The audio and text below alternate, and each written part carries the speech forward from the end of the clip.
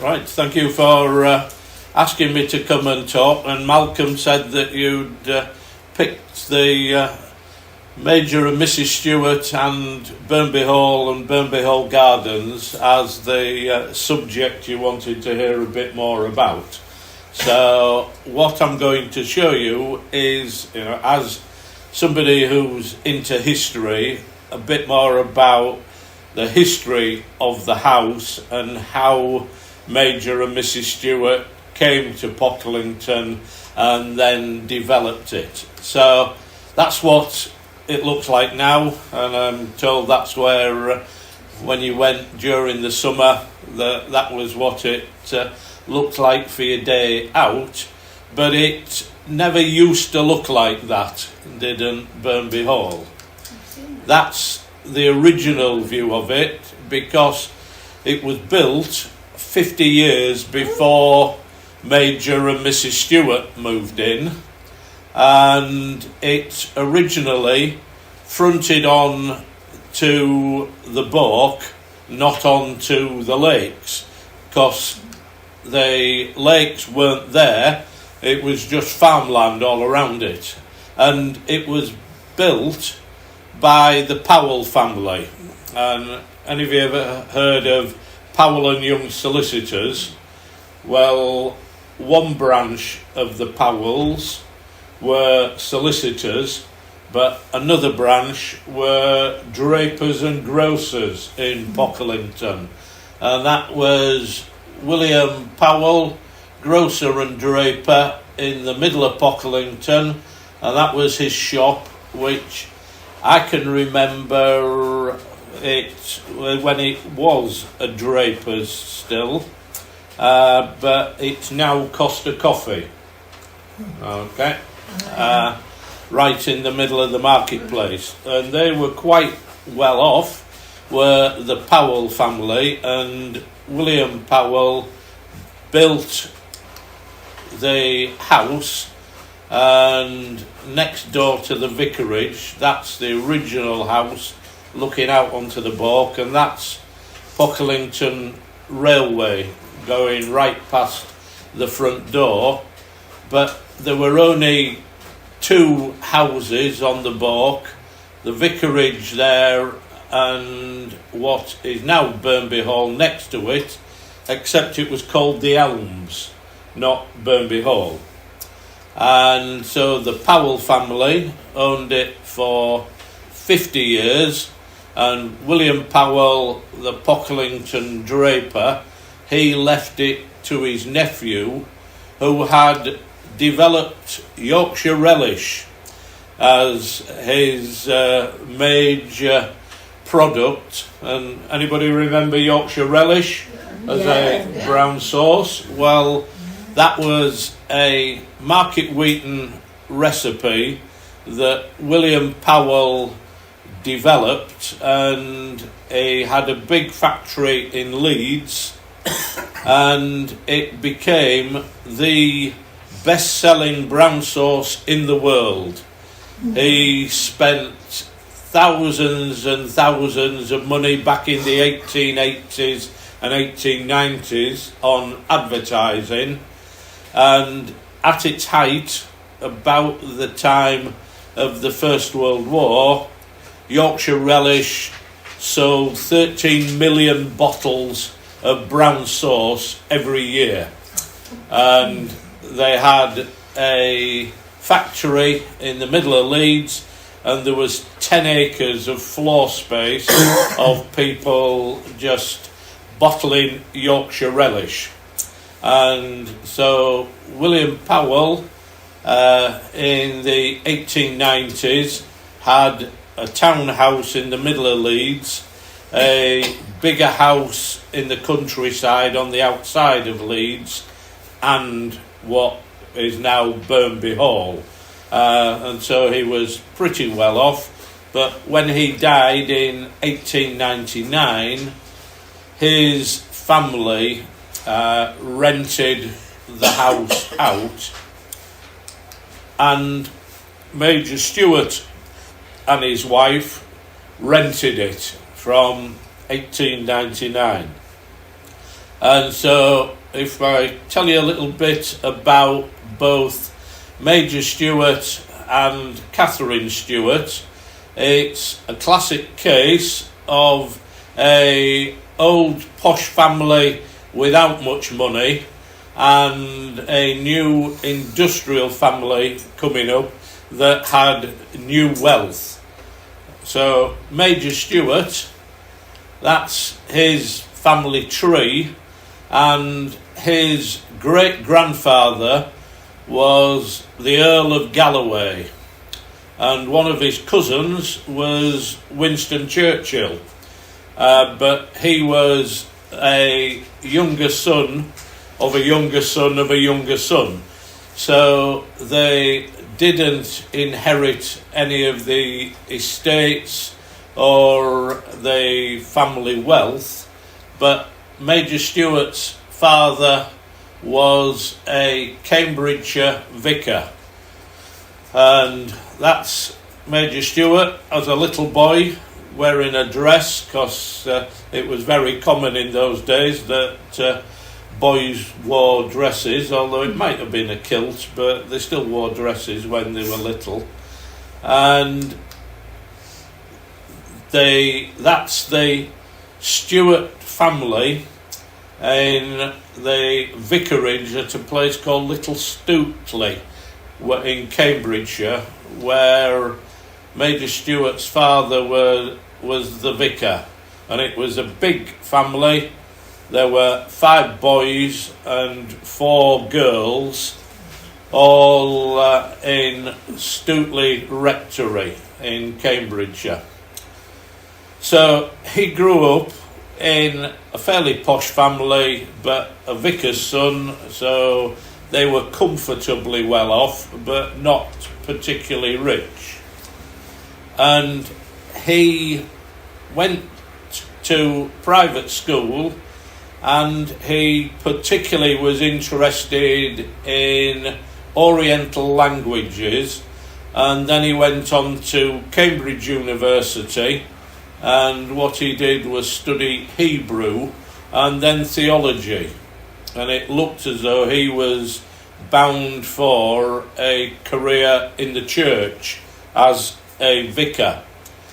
But the headmaster of Pocklington School, the Reverend Hutton, in the 1890s was an eccentric Irishman who had taught Major Stewart when he was a little boy at school, and Reverend Hutton was looking for a way to make Pocklington School special, and so he decided they would specialise in Hebrew, because Hebrew was a dying language, but there were lots of scholarships at Oxford and Cambridge that people could get if they were going to go and do a degree in Hebrew.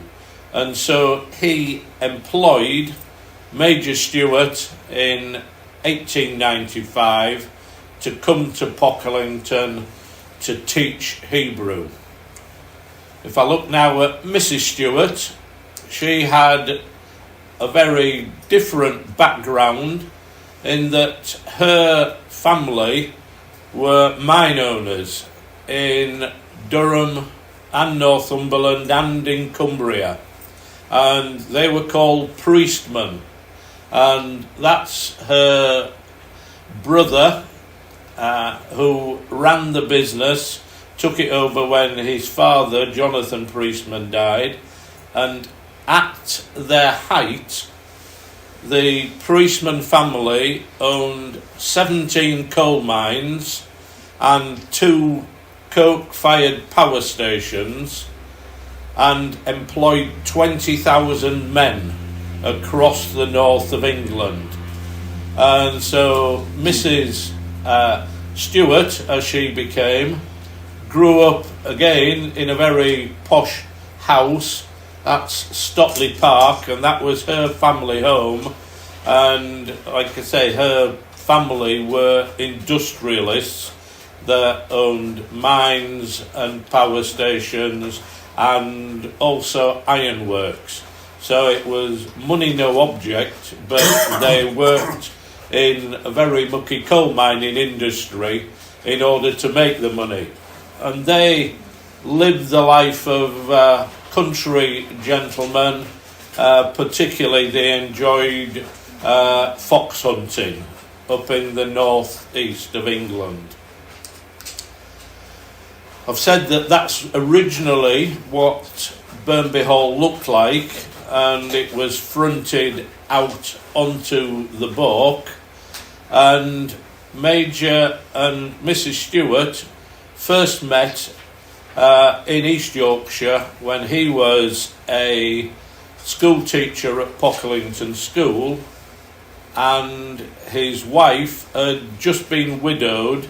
She had married a clergyman, and he became the vicar of Lonsborough and Burnby, and she got married in 1894, but then her husband died just 2 years later. So she was a young widow who was still into fox hunting. And Major Stewart didn't really know a lot about fox hunting, but he went out with them, and Mrs. Stewart, who at that time was called Catherine Bridges, she showed him the ropes of how to ride to hunt. And they originally, in 1901, got married and started living there at Burnby Hall, except they changed its name from the Elms to Ivy Hall, and that's where they lived. And Major Stewart wasn't expecting to live in Pocklington for long, which is why they just rented a house, and he got a job as a lecturer in Hebrew at Cambridge University. But his wife wasn't particularly well, and so he decided to come back to Pocklington, and they lived on her money because the coal mines were very, very profitable in those days, and they decided that they would make that house, which was then Ivy Hall, into a much posher place, and they changed the front of it round and started building the lakes in front of it. Major Stewart was very, very keen on shooting and fishing, and so he got Allison's Builders to build him a lake in front of his house so he could go fishing. And so from 1904 onwards, they bought the house that they'd rented and started developing it. And that's all Allison's workmen digging out by hand the lakes at Burnby Hall. And originally it wasn't to be a public park like it is now. It was just so that they could enjoy a lake in front of their posh house. And that's Mrs. and Major Stewart sat in the 1930s just enjoying their garden and the lake in front of it where Major Stewart used to do some of his fishing. And they kept developing it and built a big hothouse on the side to grow exotic plants. And so that's Burnby Hall in the 1920s, with Major Stewart's posh car on the edge of the lake and his hothouse. He used to win prizes at the Pocklington Fruit and Flower Show every year, because he would grow things like pineapples in that place there. What's happened now is there's only this little bit left, because in the 1960s the Pocklington Rural District Council bought Burnby Hall after Major Stewart died, and they had workmen were painting the big outhouse, and one of them set fire to it accidentally. So all this burnt down, and the only bit that was saved was this little bit on the end, which is called the conservatory. So they developed the house, and that's what the front of the bit overlooking the lake originally looked like, and what they did was change it into looking like that. And we've got a lot of things to thank Major Stewart for, but I reckon architecture wasn't a great thing for him, because I think that looks nicer. It's lovely, isn't it? A lot nicer it's ruined it. than what that looks like.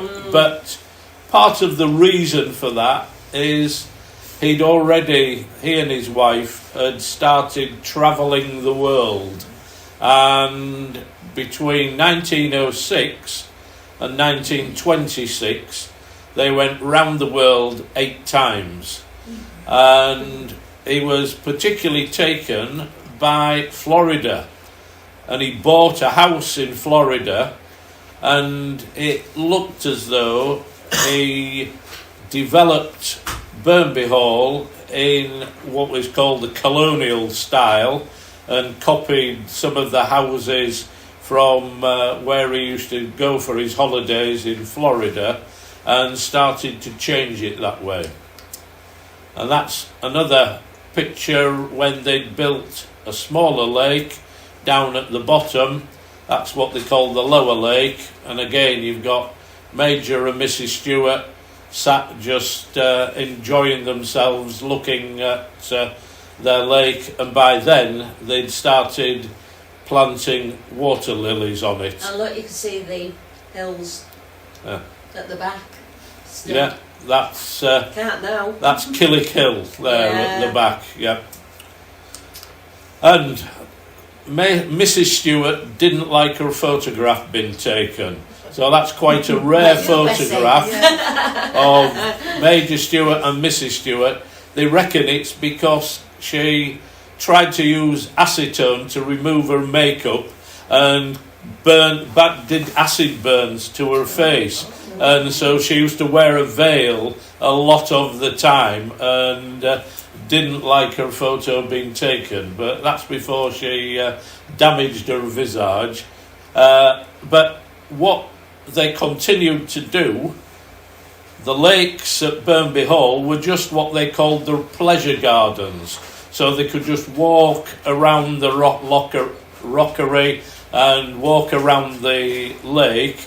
But Major Stewart was still really, really keen on shooting and fishing, and the money was continuing to roll in from the Priestman coal mines, and so Catherine got an annual trust fund payout, and what they did was develop an estate.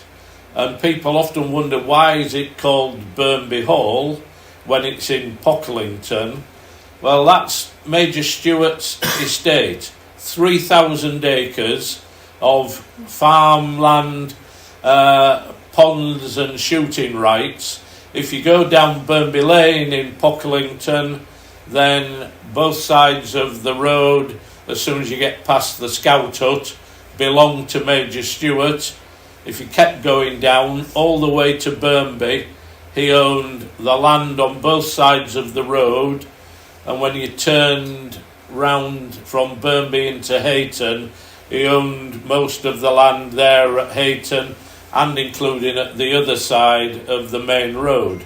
So he ended up with 3,000 acres of farms that he let out to tenant farmers, but he maintained the shooting rights and still used it for pheasant and duck shooting, and also at Wilberforce.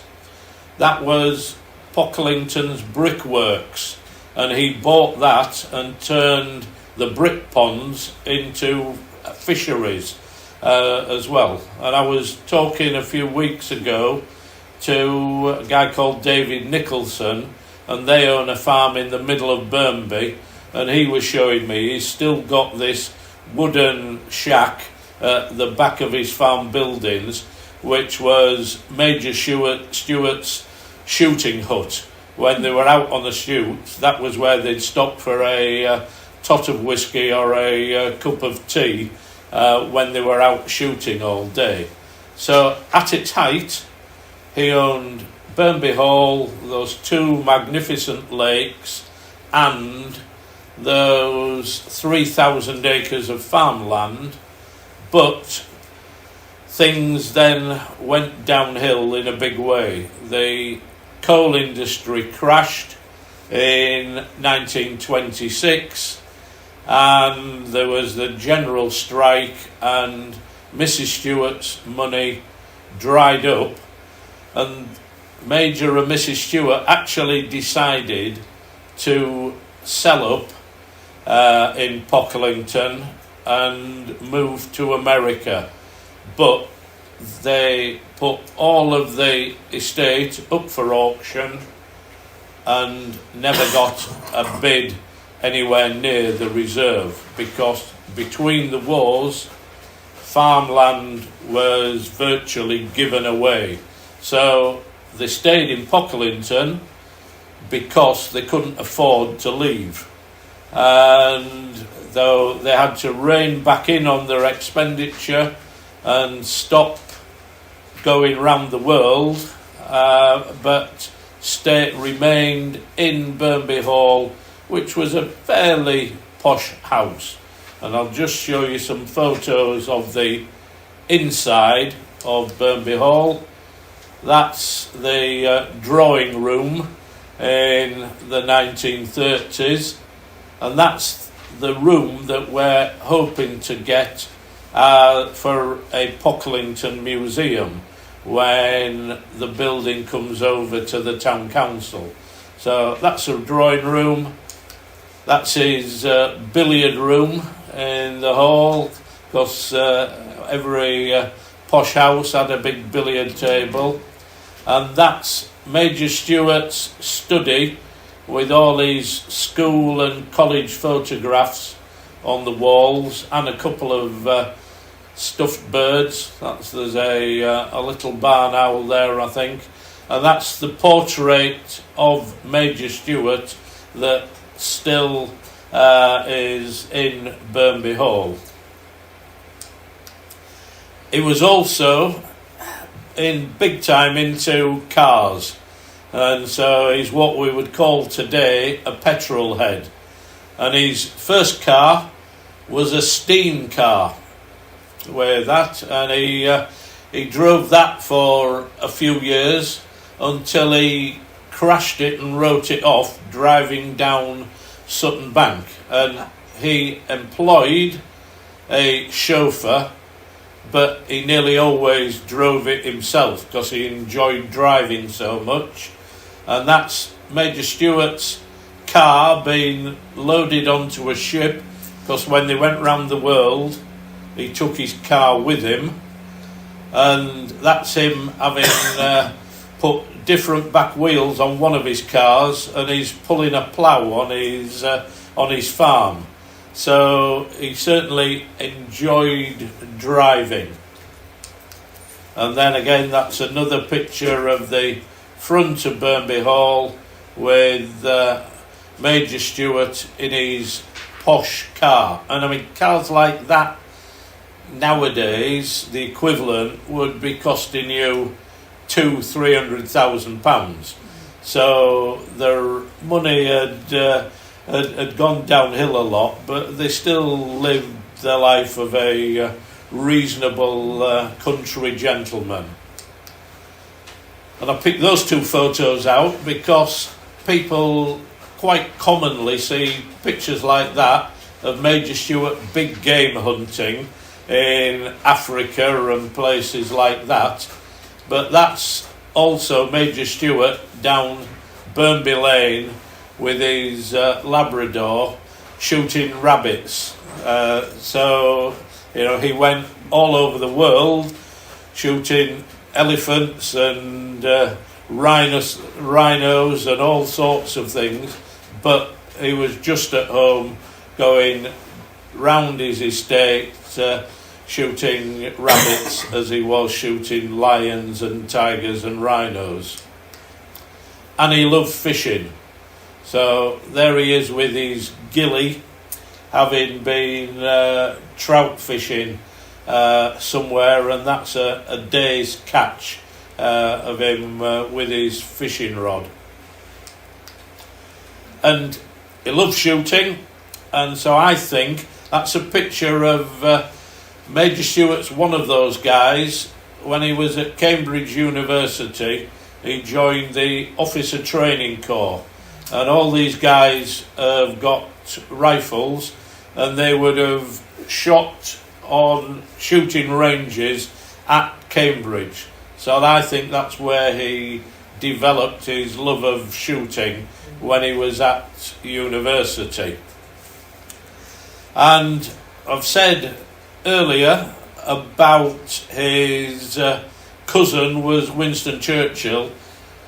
There's a lot more research that we still need to do in putting his life story together.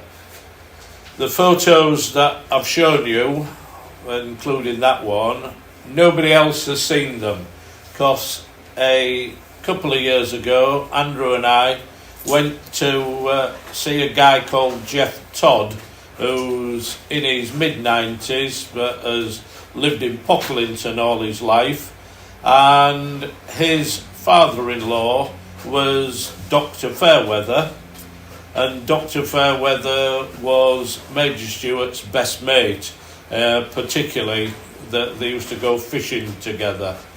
And Geoff Todd had this photo album in a drawer, and when we started looking through it, we realised that it was Major Stewart's photo album.